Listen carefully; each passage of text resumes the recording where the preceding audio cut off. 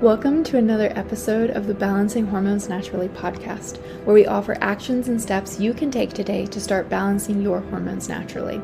This is your podcast host, Leah Brueggemann. I am a functional diagnostic nutritional practitioner.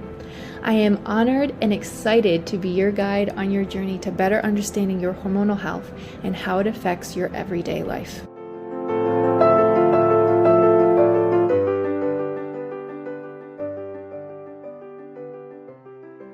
Hey ladies, so welcome back to another episode. I feel like all these episodes I'm gonna be like cheers, drinking my mushroom coffee because that's pretty much life right now.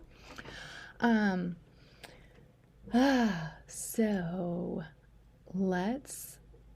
first everyone asked me what mushroom coffee is. It's coffee with mushrooms in it.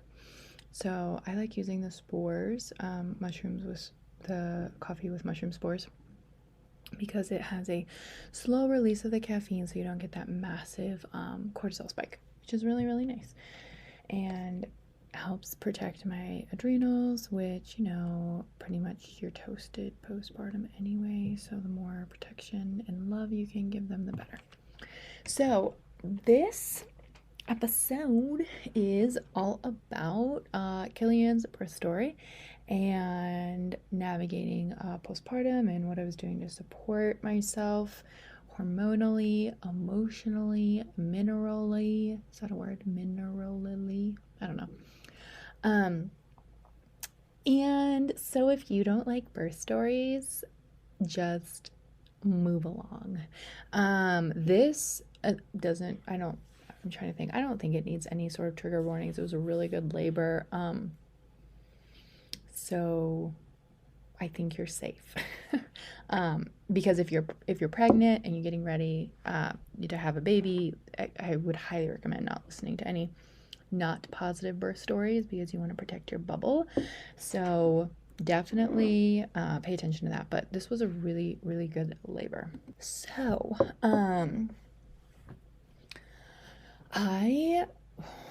starting at 36 weeks, I started getting contractions, and they weren't Braxton Hicks. They were legit contractions. Like, you had to breathe through them, and I would get them pretty consistently starting in the evening, and then they would just stop. And honestly, the hardest part about that was the emotional, because it was just, I didn't have that with Landon. So with Landon, he was 9 days overdue, and he just broke my water. Like, he kicked really hard and broke my water, and that's how I went into labor. Like, I didn't have any contractions really before then.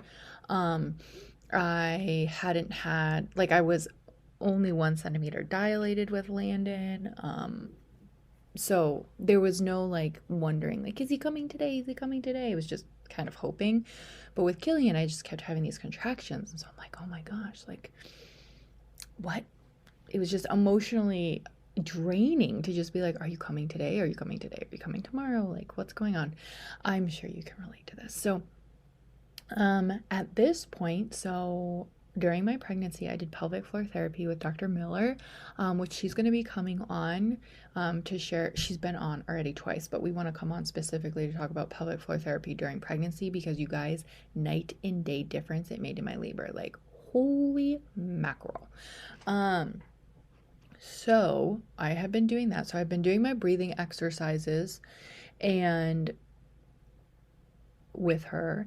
And starting about 37 weeks, I was drinking red raspberry leaf tea, like the strong version of it. So I would do like a quart of water with like a cup of red raspberry loose leaf, and I would really, what's that called, where you simmer it. And so it'd be really, really, really strong. This stuff is really disgusting. I'm just going to say, when you make it that strong, it tastes like dirt. It's disgusting. So I would do that, and then I was doing that, and then 38 or 39 weeks, I started doing the miles circuit. And if you don't know what that is, Google it. But it really just helps baby get in good position. And at this point, I had another cranial sacral therapy appointment because I just You guys, I have to be so careful in pregnancy, like with my SI joint. Um, it just, if I am not on top of it with like exercises, it's really, really, really painful. And I'm sure there are other moms out there like that. I mean, I didn't work out the last 4 or 5 weeks of my pregnancy. All I did was walk because that's all I could do without kind of like messing up my hips. So I just walked and I did my core exercises from Dr. Angie, and I started doing the mile circuit, and that was pretty much it. I didn't have too much trouble sleeping as long as I did my tart cherry juice and my deep sleep salve every single night. But it was just once I hit 38 weeks, I started getting contractions in the middle of the night that would wake me up. So that was fun. And then once we hit 39 or 40 weeks, I had some really, really rough nights because I just wake up and I just be sitting there and having contractions, and I would get up and I would get in the bathtub, and then, they would go away, and it was uncomfortable. And so I so once you hit 36 weeks, you have weekly appointments. And so I at 40 weeks I had my membrane stripped, which I agreed to. I was okay with. I was what was I? I think I was like 50. Yeah, I was 50% effaced. My cervix was softened and I was dilated to 1 centimeter. And he was dropped and engaged, and so he stripped my membranes. And let me tell you what happened. Nothing happened. And I'm doing like, at this point, I'm walking like 2 miles, 2+ miles a day. I am doing the mile circuit. I'm just like, come on, Killian, because I know everyone's like, just wait patiently. Yeah, I know. I agree. Wait patiently. But at this point, I was uncomfortable and I was very, very ready to have this baby. It's hard to have contractions like every single night. Not fun, and it's exhausting. And so I've been doing that, and then so I had my membranes stripped on Monday, which was when I was 40 weeks. And then Tuesday I went and got adjustment from a chiropractor in the Webster technique, I think is what it's called. And she was like, I mean, you're pretty much in alignment, which I knew because I'd been doing all my exercises and stuff, but she did some adjustment on my hips and kind of like loosened some muscles down there and said that could potentially help them drop lower. And then Seb did some trigger points. Seb's my husband, if you don't know, and he's a physical therapist. He did some trigger point release on my, I'm gonna probably say this wrong, psoas. Is that a thing? I think that's what it's called. He did some trigger point release, and then he had me do some stretches. And then Wednesday I went in for another doctor's appointment, and he was like, oh, baby Killian dropped even lower. But he's like, you're still like, cervix is softened, ready to go, but you're still like 50% effaced. And then he stripped my membranes one more time. And I love my doctor. He's really, really good. And, I feel like most OBs are like, okay, so like, you can be induced if you would like, they typically don't want you to go past like 42 weeks. And I'm only 40 weeks and 2 days at this point. And you can take whatever you would like from that. I generally, emotionally, I like to give them, past 41 weeks. I don't think I really would want to go past 42 weeks. I don't know. But I generally like to wait past 41 weeks at least. And he was like, yeah, that's fine. You can do that.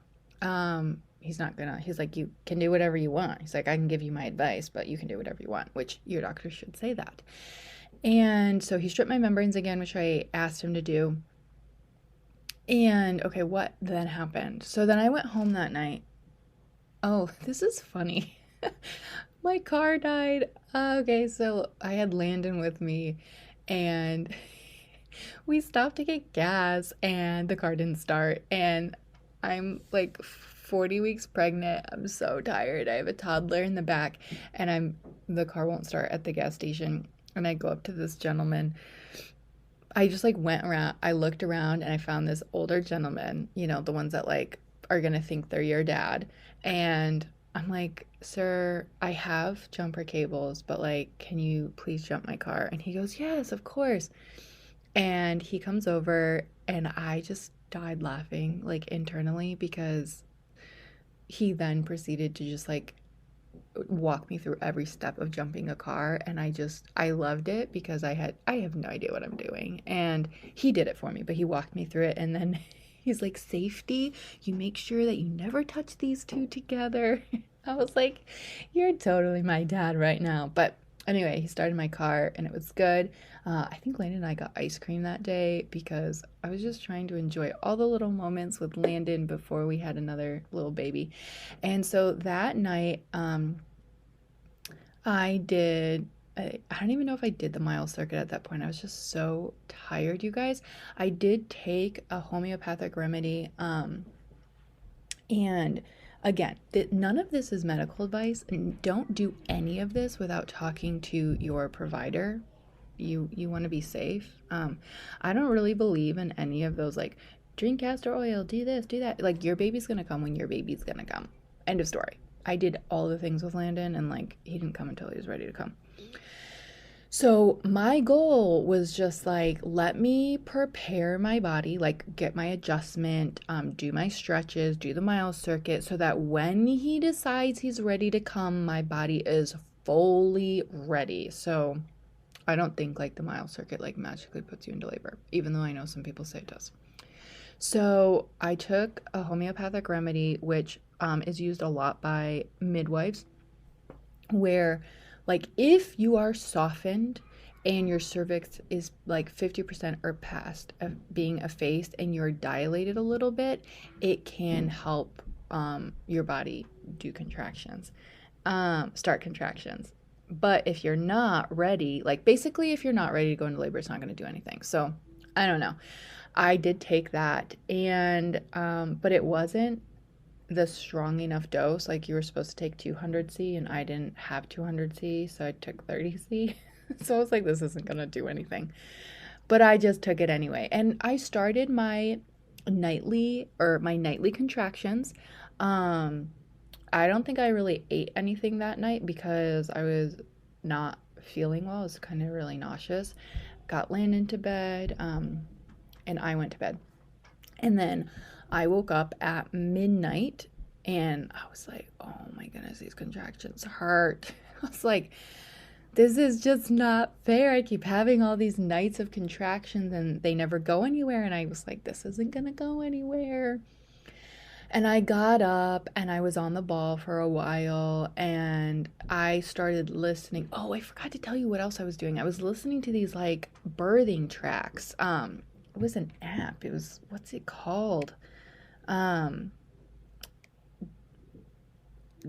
here, let me see if I can find the title for you guys. Okay, it was called Christian Hypnobirthing. And I was listening to those, and then I also found this YouTube channel, and it was called Built to Birth, I believe, Bundled to Birth. I think it's Built to Birth. And she has a lot of tracks as well that you can just listen to, and it's like getting your mindset right and your body prepared for labor. And so she had some in there for early labor, and I was like, okay, I'm just gonna listen to these while I'm rolling on my ball. So I'm listening to them, and my contractions are 10 minutes apart for a while, and they're like strong enough that I'm not gonna be able to sleep through them. So I got up, I'm on the ball, and I get up, and I'm like, okay, they're probably just gonna go away. I'm gonna try and go back to sleep. I try and go back to sleep. It doesn't work. So I get up and I get in the bathtub, and I message my mom, actually. I don't know why my mom was awake at like 2 a.m. in the morning. And I'm like, okay, my contractions are this far apart. I'm in the bathtub. Like, they're not going away. Like, they're still consistent. And she's like, okay, I'm going to come over because she obviously needs to watch Landon.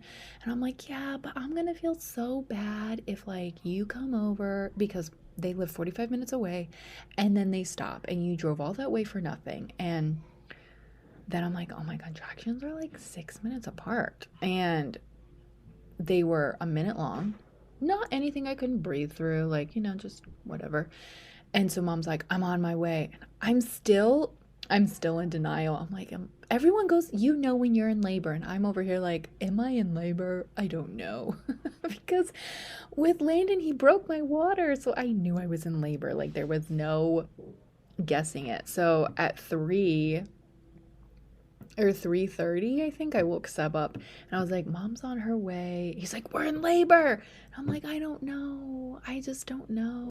And he was just like, message your OB, because I'm very thankful he, gives us his cell phone. And so I message him and I just tell him, I think I'm in labor. I don't really know. I'm like, I've had contractions for 3 hours. They're about like 6 minutes apart. They're a minute long. And he goes, okay, well, when you get to the hospital, it doesn't magically make your labor go faster. So, just I typically tell patients wait until you feel like you need pain meds, even if you're not going to get them. And so I'm like, okay. And I'm over here like, what qualifies needing pain meds? Because like, I didn't really feel like I would like pain meds with Landon until I was in transition. And these contractions were very different because they gave me Pitocin with Landon. And because he broke my water and I still wasn't having contractions hours later. So, these were just like, I'm telling you guys, Pitocin contractions and regular contractions without Pitocin are just night and day difference. If I never have to have Pitocin again, I will be so grateful. So grateful. So, I don't know. My mom gets there and I'm just talking to her and rolling on the ball. And afterwards, my mom tells me that she's like, I was so scared. I'm like, get to the hospital, Leah. But she's trying to stay all calm. Anyway, so Seb comes down, he gets ready, and he is, I don't even, when did we leave?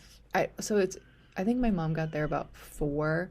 And so he's getting the car seat ready and getting my bag in the car and all of these things. And my contractions are 3 minutes apart. And so I was like, oh, we need to go. So we get in the car and it's about a half an hour drive to the hospital. So we got there at 5:30, I think. And I tell my OB, I'm like, okay, I'm going to the hospital. And he goes, okay, ... And I can just hear him thinking like, you just texted me 40 minutes ago thinking you were in labor. So I'm just wondering, like, is he over here going, is she really in labor? I don't know. I just always fear I'm going to get there and they're going to send me home. I just, don't like it. So I'm 3 minutes apart and we get in the car and I go, oh, contractions hurt when you're sitting down. My advice to anybody is like, stand, squat. I just don't get in that bed. Don't get in that bed, you guys. Like, contractions are just the devil. Like, why would you want to sit in there on your back getting contractions? Ugh, horrible. And my contractions slowed to 5 minutes apart in the car. And so I was like, oh my gosh, maybe I'm not actually in labor. Anyways, I still listened to those tracks. We got to the hospital and we're walking. And we got to the hospital and we're walking to the labor and delivery, which is at the other end of the hospital. And while I'm doing this, there's no guesstimate in my mind, like I'm in labor at this point, because I had to stop and squat and breathe through these contractions at this point. Like there was no like talking through them, and just I had to really focus on relaxing into them and doing my breathing exercises that I got from Angie to do during labor, help move baby down, keep baby in good position. So we get to the hospital at 5:30, we get to triage, and they ask you a million questions a million times, and it's annoying. because my contractions were back to 3 minutes apart. Anyway, so they checked me and she's like, "You're 5 centimeters." And I was just like, hallelujah. And it was so funny because I'm just going hallelujah, because if they told me it was 2 centimeters, I was gonna cry tears. And my husband's mom, when we messaged her, she's like, "Oh, she's gonna have a long time. She's only 5 centimeters." So we get from triage to, by that time, so then we're walking to the labor and delivery unit. I don't even know. Yeah, my water breaks. Somewhere, no, once we get in there. Thankfully they give you those like massive diapers to wear. So anyway, I get in there, and so it's like 6 at this point. Yeah, it's 6. And the nurses start really moving things around like fast. And I'm like, why are you guys all in a hurry? And I'm just like talking in between my contractions. And so I was just so chill that I'm assuming that I have hours to go. Hours, because I just was like, you can't be this chill in between contractions if you have that long to go. So all the nurses are rushing, and I'm like, why are you guys rushing? They're like, because it's your second baby and you're 5 centimeters, and like, just the way things are going, you're gonna have this baby soon. I'm like, no, I'm not. Take your time, you guys. And so they're all like rushing and moving, and we're just talking like, how long have you been a labor and delivery nurse? And every time I would get a contraction, I would just squat and breathe through it. And I think it was like the third contraction or something by the time I was in there is when my water broke. And then I was like, okay, I really have to pee, you guys. And they're like, okay, if you feel like you have to push, you tell me. And I'm like, you guys, the little baby's not coming right now. Like, we have plenty of time.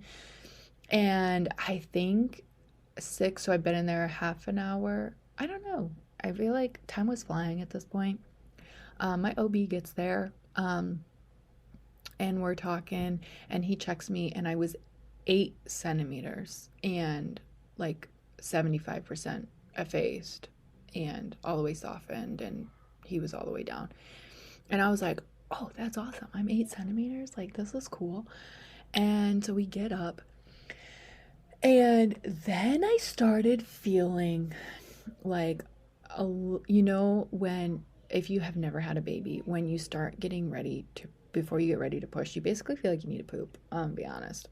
By the way, if you were like so TMI, don't listen to this episode, because I have no TMI, so I'm just going to tell you what it's like. And I started to feel that, and like my contractions were getting really, really, really strong. And so I had a comb, and I would squeeze the comb, and I was squatting and I'm squeezing the comb, and I'm just like imagining my body riding this wave every contraction. And I was just like, I really feel like my body is like pushing, not like full on pushing, but bearing down. Yeah, bearing down. That's a good word.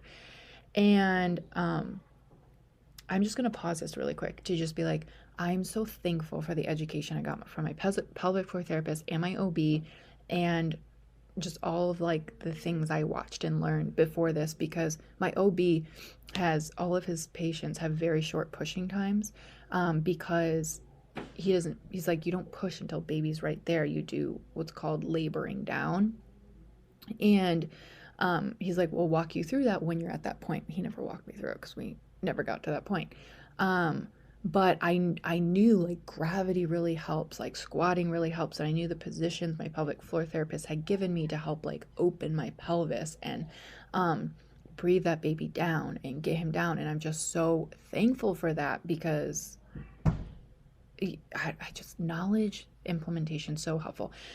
And the nurses are just like, like, do you need support? What do you need to do? I always love our labor and delivery nurses. They're so nice. And I was just like, nah, I mean, I'm good. Like, Seb would massage my shoulders and like have me squeeze his hand. And I'm just the person, when I'm in labor and I have a contraction, I just need everyone to be like, you're doing amazing. You've got this. You're rocking it. You're doing it. Good job breathing. That's what I need. I just need all the positive affirmations. And so they were really great. And I felt like I was really bearing down. And so I was like, can you check me again? And I know some people are like, don't check. I don't like it. I want to be checked. I want you to tell me. And so he checks me. He's like, oh, you're still only 8 centimeters. And I just looked at my doctor and I'm like, don't tell me that. And he goes, I'm so sorry, Leah. And so then I looked at the one labor and delivery nurse who had said, do you want to try different positions? I said, what position can you get me in? What's going to help this? She goes, okay, there is a position that's going to help, can help move baby along. I was like, okay, tell me what it is. Because at this point, my contractions were really strong. And I was like, okay, these are getting really hard to breathe through. And how much longer is this going to take, So she puts me on the bed. This is really weird. So she lays the bed down and she drops the lower part of the bed and they put this rolled up towel underneath my hip. So I'm kind of like in this weird backwards S shape almost.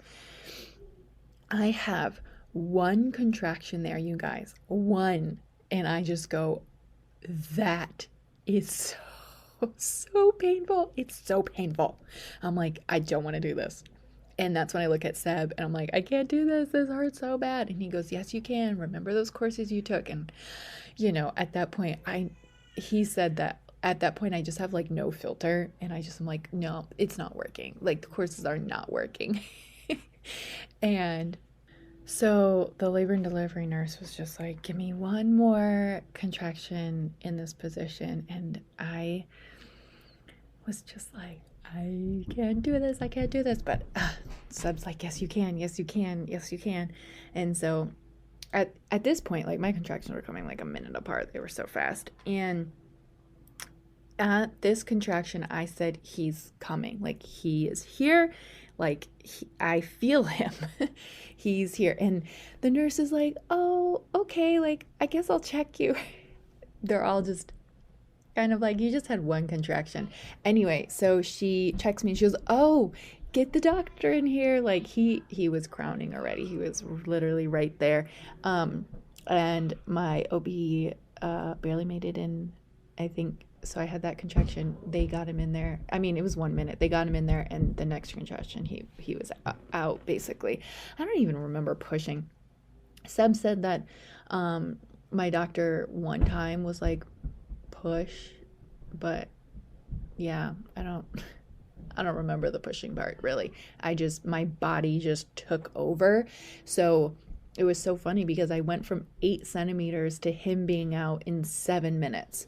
And I didn't even have time to change positions or anything. It was literally like I was in that position to try and dilate, like move my cervix, like move him down a little bit more, and it worked because we went from there to him being out so fast. Once you get to that, like there's just so much blood, like you just can't really move. I couldn't move.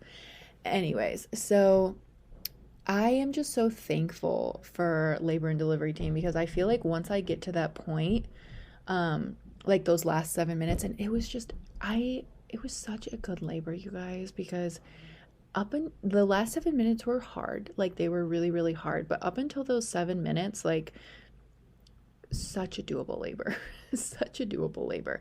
And I give like all that credit to my pelvic floor therapist because it made such a difference. And he didn't even have like a cone head or anything because he just came so fast. I did tear a little bit, and when I feel that ring of fire, my body is just like, we're not slowing down. I feel like I have no control over those pushes. I'm gonna be honest. Like, I feel like I'm not even pushing. My body's just taken over. So it was really, really good. He did have the cord wrapped around his neck. But, I had the cord wrapped around my neck when I was born too. And it's just Seb, I have no idea what's going on. Once we reach those last couple of minutes, like I'm just so thankful for the team and them like just putting you in a position they need you and telling you what to do because there's no way I can do anything at that point. And Seb's like, you went from, just having those 2 nurses in your room, and they say, get the doctor in here. And he goes, then all of a sudden there were so many people in the room. I have no idea. I just black it all out. I have no clue. But yeah, he was good. He latched right away. And my doctor stitched me up. I didn't have a big tear. Thank heavens. It was much better than with Landon. And he actually did a stint with plastic. So like, even though the tear was like minuscule compared to with Landon, because I had an episiotomy with Landon. Live and learn. You live and you learn. You don't know what you don't know. But he took like a million times longer to stitch me up because, I don't know, he did a stint in plastics and he like does all sorts of stuff, weird stuff. But I'm really grateful because like my stitches like healed so much faster this time. And yeah, I don't know, just major difference between having an episiotomy and not having an episiotomy. My labor was maybe a quarter amount of the time it was with Landon. But he did the FSM machine on me right away, which is something that he has programs specifically to do. He has programs specifically for like postpartum. And basically, so let me think about how to say this. Hold on. So he has these specific programs he does. It's frequency specific microcurrent. It helps with speeding up the healing of your body and pain and all that. So he runs one specifically right after birth for like bleeding and hemorrhaging. And then the next day he runs another one for just overall healing. And then I went back to the office weekly and had the program run to help healing overall. I definitely feel like it made a massive difference because I felt different when I walked in, got the treatment, and walked out. So that was really nice to have that. But he also did cranial psychotherapy on Killian as soon as he was after he was done stitching me up. So I don't know, it seemed like forever. Just to help the head, make sure head's in a good position. And the body he just came out of the birth canal, so you want to make sure everything's going back in good positions for baby. And he released his hard palate. He already had a good latch before that, but after that he had like a really, really strong latch. So that was really nice. And he actually had slept for like 4 hours his first night. I mean, he would cluster feed and then he would sleep, and that was amazing to have that type of sleep after having a baby. It was also nice that he was born at 7:50 in the morning. So like by the time I got to my room, it was 6, and then I had him at 7:50. So it was just really, really fast. And I just was kind of, after labor, I was just kind of in awe. I'm like, oh, we're done. Okay. That was nice. I don't know. It was just such a long labor with Landon that this just felt like night and day difference. I just kept being like, oh, I'm done. Like, labor's done. Okay, cool. It was so weird. The other thing that I did notice, and this made a massive difference because of pelvic floor therapy, is with Landon, when I stood up, I felt like my organs were going to fall out of my stomach. Like, you just feel like everything's floating around. And I stood up after I had Killian, the first time you go to the bathroom and everything, and I was like, oh, I don't feel like my organs are going to like fall out. So that I felt like was such a massive difference there. I'm going to do an episode with Angie and talk about all of the differences I felt in my core, because I'm telling you, night and day difference. Night and day. Night and day. I mean, we went from 8 centimeters to him being out. It was so funny. My OB was like, well, you made my pushing stats like his pushing stats. Like, his moms don't typically push for like 15 to 30 minutes, even if like a first time mom. And so he's like, you made my pushing stats like get really, really good. But yeah, it was a great labor. I mean, a really, really good recovery. I'm so thankful. So thankful for the FSM machine.